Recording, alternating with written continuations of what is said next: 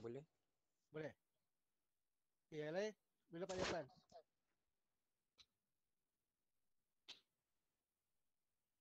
Tak ada masalah ya?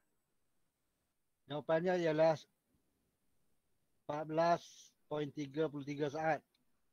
Kita optimalkan dua keadaan kat sini, iaitu air dan juga bekas.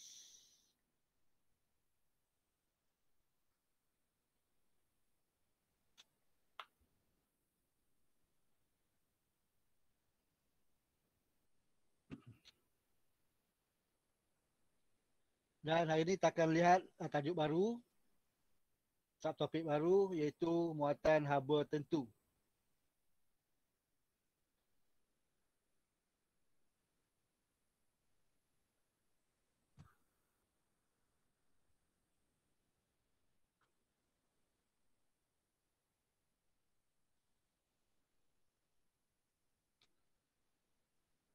Jadi saya tengah buka laptop satu lagi.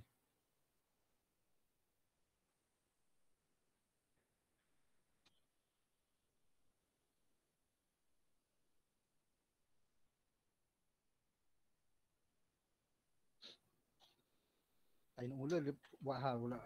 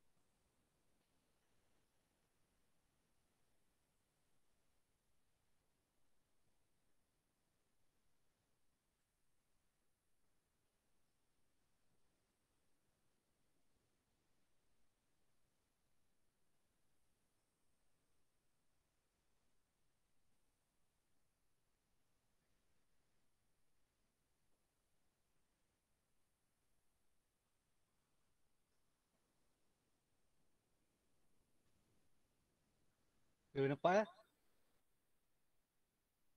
Nampak tak? Boleh cikgu. Okey. Jadi hari ini kita akan lihat tajuk baru, iaitu muatan haba tentu. Jadi dalam bahagian subtopik ini, awak kena tahu apa maksud bukannya haba tentu, haba pendar tentu. Awak perlu faham apa dimaksudkan dengan haba pendar tentu. Okay, sementara itu boleh rujuk modul awak. Dari segi tarifan, haba pendar tentu kita boleh katakan jumlah haba yang diserap. Jumlah haba yang diserap ataupun dibebaskan pada suhu tetap semasa perubahan keadaan jirim berlaku. Okay, maksudnya pada waktu perubahan jirim, contohnya daripada pembejal pada cair, ia perlu serap haba. Jadi jumlah haba yang diserap tadi kita panggil sebagai haba pendam. Okay, haba pendam. Kalau takrifan haba pendam saja, tak ada perkataan tentu, maka kita tak sebut 1 kilogram. Jadi kalau definisi haba pendam, kita boleh katakan sebagai jumlah haba yang diserap atau dibebaskan. Okay, ini ayat yang mesti ada. Jumlah haba yang diserap atau dibebaskan pada suhu tetap. Okay, ini pun term yang mesti ada. Suhu tetap dan perubahan keadaan jirim berlaku. Okay, 3 perkara yang mesti ada. Haba diserap atau dibebaskan, suhu tetap dan perubahan keadaan jirim. Okey. Dan untuk tonaliti saya akan teruskan dengan video ini. Okay, jika ada soalan boleh masa boleh tanya.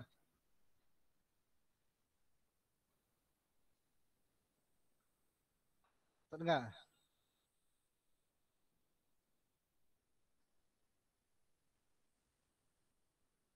Ya. Okey.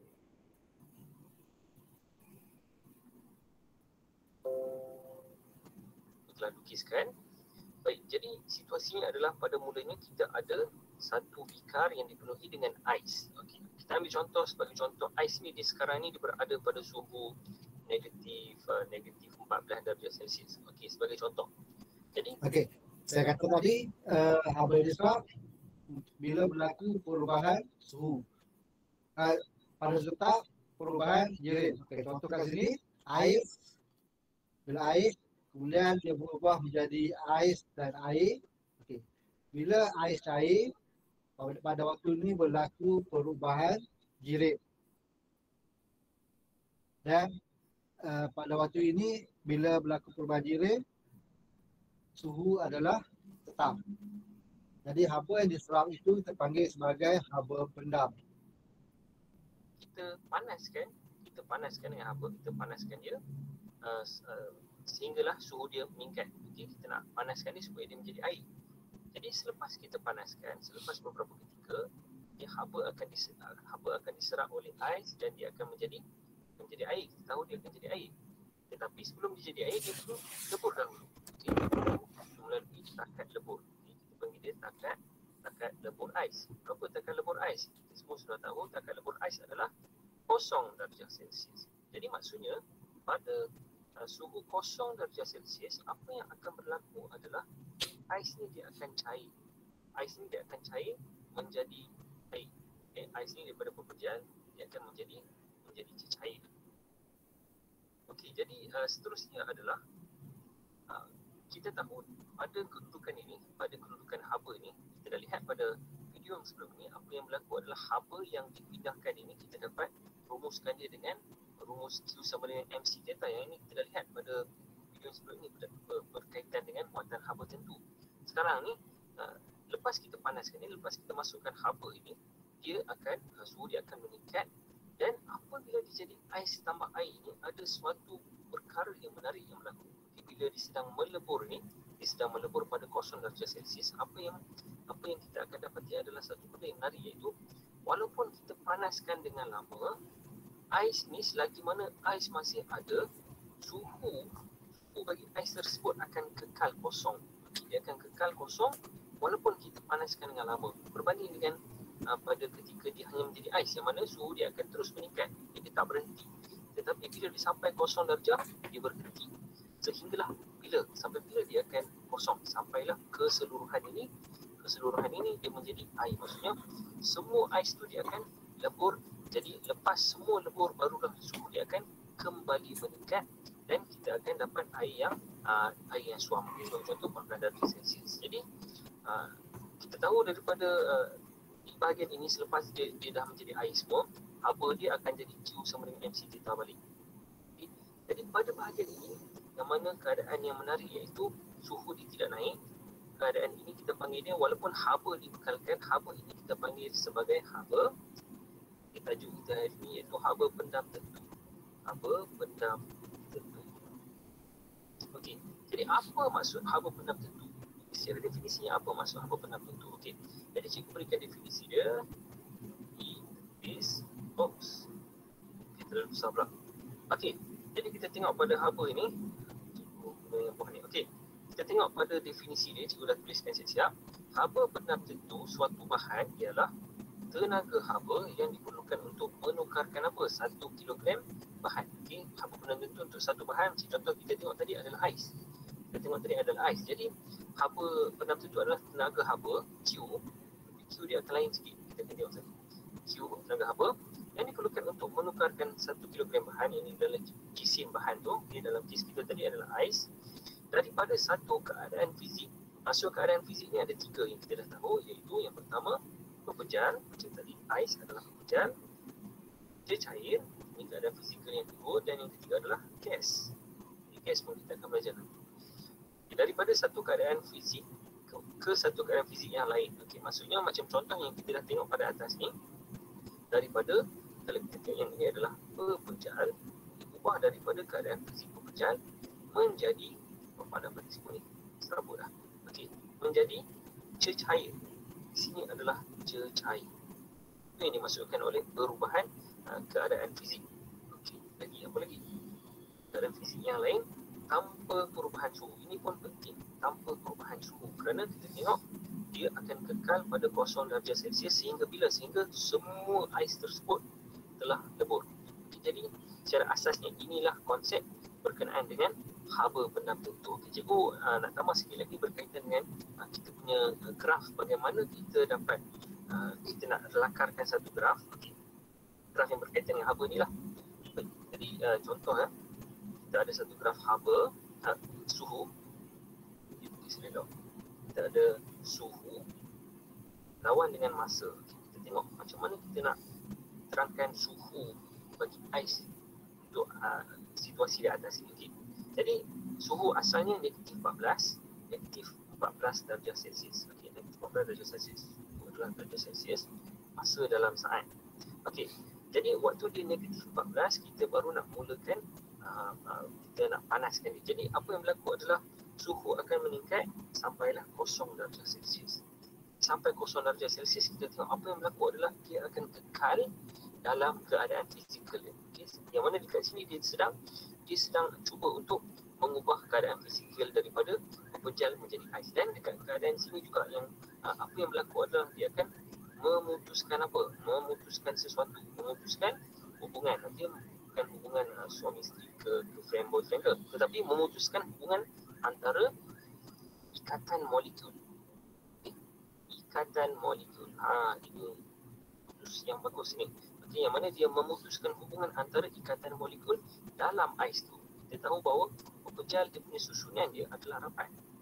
Dia adalah rapat. Macam yang cikgu lukis sini. Okey. Jadi bila kita bekalkan haba, apa yang berlaku adalah dia akan jadi terpisah. Dia akan jadi terpisah menjadi cecair. Okey. Jadi bila kita panaskan dia akan kekal pada suhu tersebut pada satu masa yang berapa lama. Okey, sehingga bila? Sehinggalah kesemuanya menjadi air. Jadi cikgu buat dekat sini bahagian ini semuanya masih jadi ais ataupun pepejal. Di bahagian ini dia jadi ais tambah air. Okay. Dan selepas semua menjadi air, barulah dia akan kembali naik semula. Dia akan naik semula ke atas. Di bahagian ini hanya tinggal air sahaja. Dan lagi satu adalah rumus yang kita akan guna. Dekat bahagian ini dia adalah Q sama dengan MC theta yang kita dah lihat berkaitan dengan muatan haba tentu. Sama juga dengan bahagian ini, Q sama dengan MC theta. Okay. Jadi macam mana pula dengan bahagian ini? Bahagian ini kita akan tengok untuk video yang akan datang. Dan jangan lupa untuk like, share dan subscribe channel. Okey, ada soalan sekarang ni?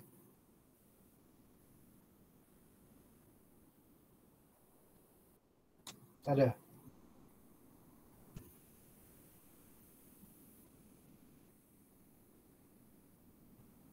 Dalam video ini kita akan lihat berkenaan dengan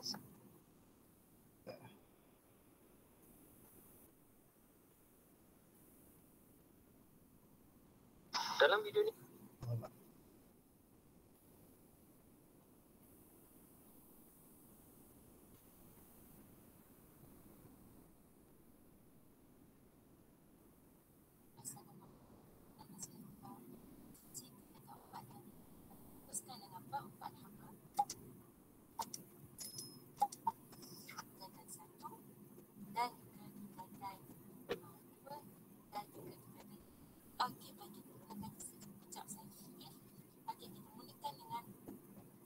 sejarah yang kita memang belajar sebelum ini iaitu pepecah. Okay. Bagi pepecah, kita hanya perlukan zarah-zarah yang Igor, Ya. disusun suara secara dia tak jelas. Tak jelas. Dia slow lah. dan bagi si cair pula Slow lah. dalam keadaan yang bersentuhan. Okey, jelas tak? Jadi kat sini cikgu buat 3 lah, H2O kan. Okey. Dan gas Ini ni adalah gas yang biasanya disusun secara lawak. Tersusun secara lawak. Okey. Okey. Ada 3 keadaan jirim, pepejah, cecair dan gas. Apabila kita bekalkan haba, berlaku perubahan jirim, keadaan jirim. Contohnya daripada pepejah kepada cair, cecair kepada gas, ataupun daripada gas kepada cair, cecair kepada pepejah. Okey. Semasa proses perubahan jirim ini, haba diserap ataupun dibebaskan. Okay, contohnya daripada pepejah kepada cair, haba diserap. Haba diserap. Jadi haba yang diserap ini digunakan untuk memutuskan ikatan antara molekul. Jadi pada peringkat ini, kenaikan suhu tidak berlaku kerana bila haba dibekalkan, semuanya digunakan untuk memutuskan ikatan antara molekul. Jadi jika dalam soalan exam tanya, kenapa suhu tak berubah? Jawapannya, tenaga digunakan untuk memutuskan ikatan antara molekul. Okey, satu markah. Kemudian tenaga kinetik tidak berubah. Jadi bila semua tenaga digunakan, maka tiada tenaga kinetik. Tenaga kinetik tidak berubah. Dan ini adalah susunan zarah-zarah bagi pepejah, cecair dan gas. Iaitu 3 fasa yang penting. Okey, bagi pepejah kepada cecair, ia menyebabkan proses yang kita kenali sebagai proses peleburan. Okay, ini recap balik apa yang belajar dalam sains. Andaikan bayangkan iaitu daripada ais ke cube berubah menjadi air, iaitu peleburan, iaitu melebur. Manakala daripada cecair iaitu air berubah menjadi gas yang melibatkan proses pendidih, iaitu kita didih ke air sehinggalah air menjadi wap air, ataupun juga mungkin adalah proses penyejatan. Dan seterusnya daripada gas kepada pepejal, iaitu proses pemejal wapan.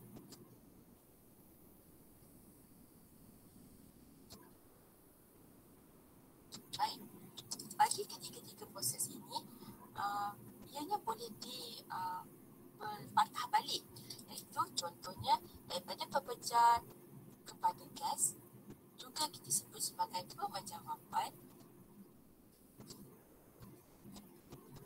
Daripada gas boleh berubah menjadi air, iaitu daripada awan menjadi hujan, iaitu proses kondensasi.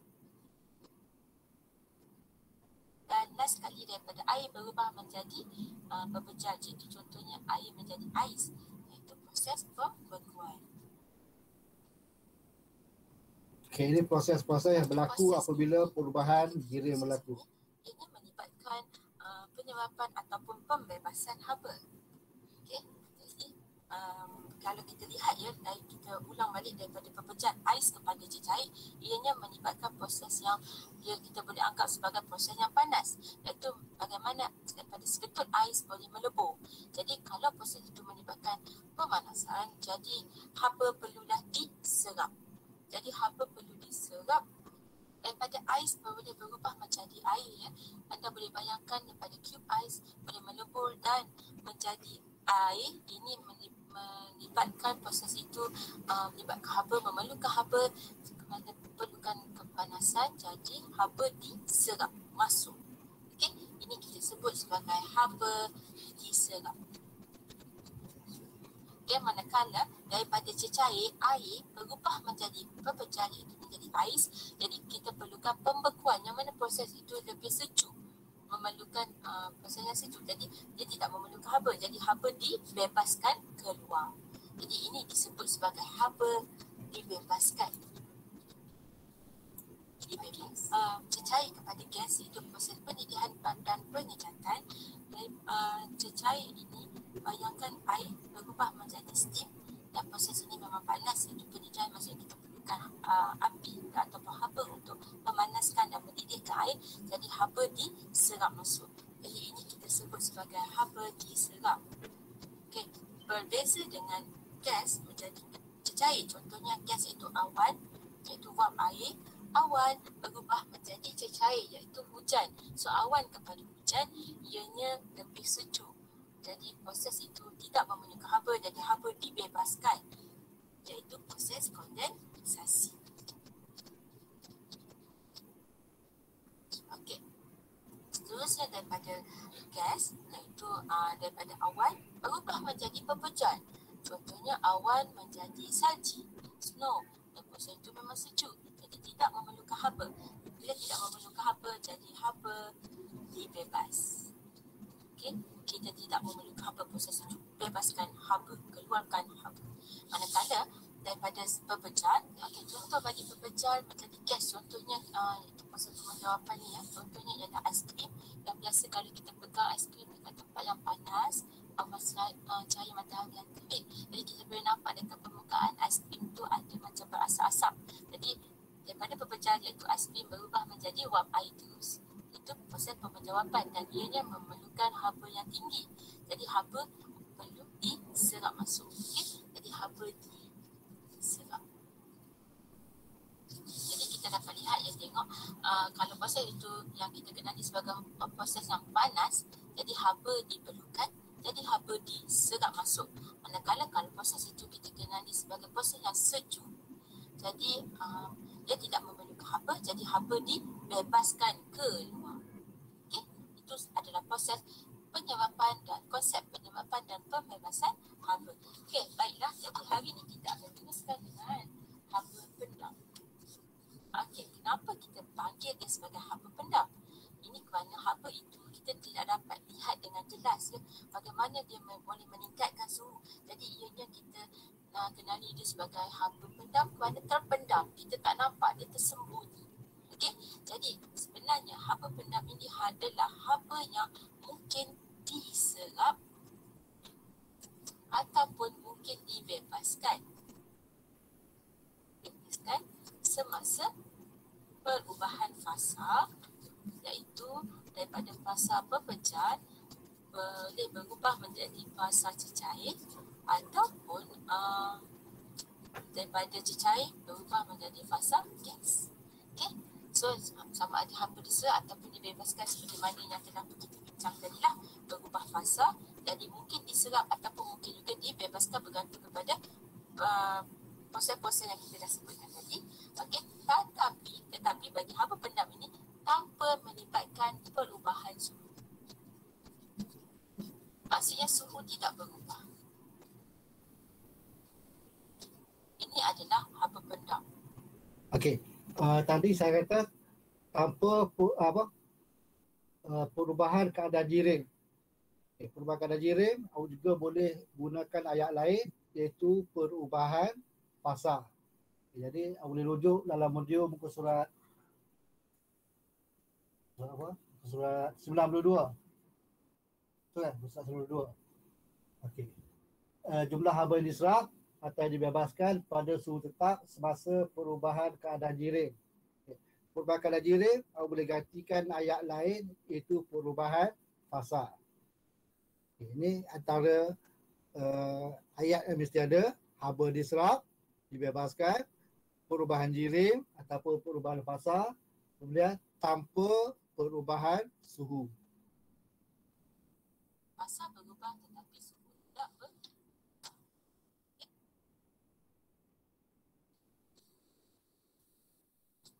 Kalau kita lihat di sini, kita boleh Okey, ini boleh lengkapkan dalam modul. Berubah menjadi cecair, cecair berubah menjadi gas. Jadi untuk pepejan kepada cecair yang warna merah ni, pepejan anak panahnya kepada cecair, ini kita sebut sebagai peleburan. Kita pun dah belajar tadi, jadi kita betul saja. Dan yang mana kita tahu peleburan adalah proses yang kita anggap dianggap sebagai panas, jadi habanya diserap. Manakala daripada cecair air untuk menjadi ais, ianya melibatkan proses kita sebut sebagai proses pembekuan. Okay.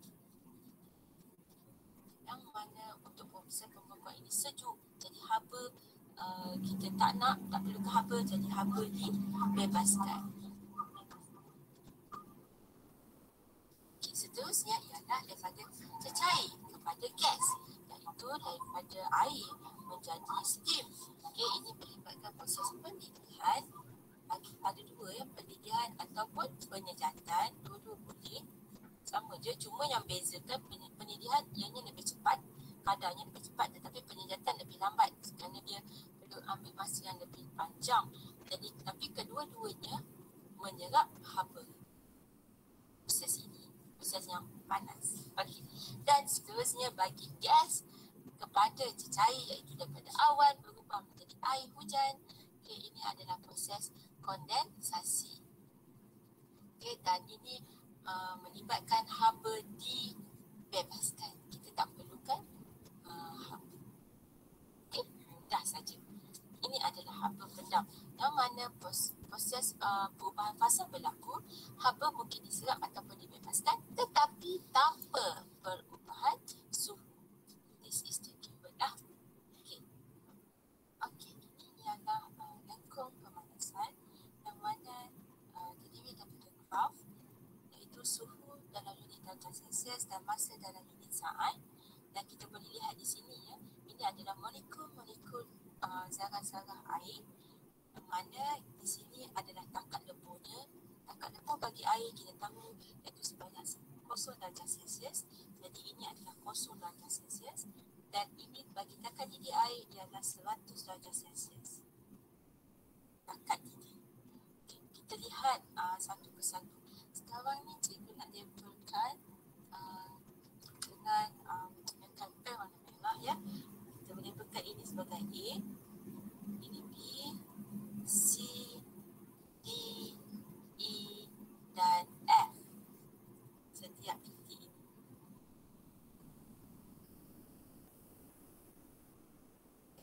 Kita lihat satu persatu.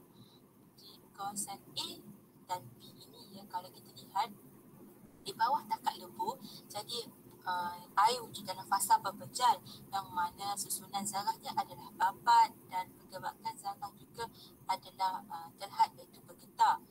Okay, dalam keadaan ini ya, fasa tersebut kita kenali sebagai fasa berpejal. Jadi dalam keadaan daripada A ke B, dalam tempoh masa ini air wujud dalam keadaan berpejal dengan suhu di bawah takat lebuh, iaitu di bawah 0 darjah Celsius. Bermakna kemungkinan suhu dia ialah -5, -3, -2. Okey, contohnya pada waktu ni kita ada ketulan ais di mana suhu ais adalah di bawah 0 darjah Celsius dalam keadaan berpejal. Apabila kita panaskan, suhunya akan bertambah. Tapi fasa dia ataupun keadaan jirimnya tak berubah, masih lagi berpejal. Suhunya bertambah, contohnya daripada -14 dia akan jadi -5 dan sehingga dia sampai pada 0 darjah Celsius. Dan pada suhu 0 darjah Celsius ia mula melebur. Okay.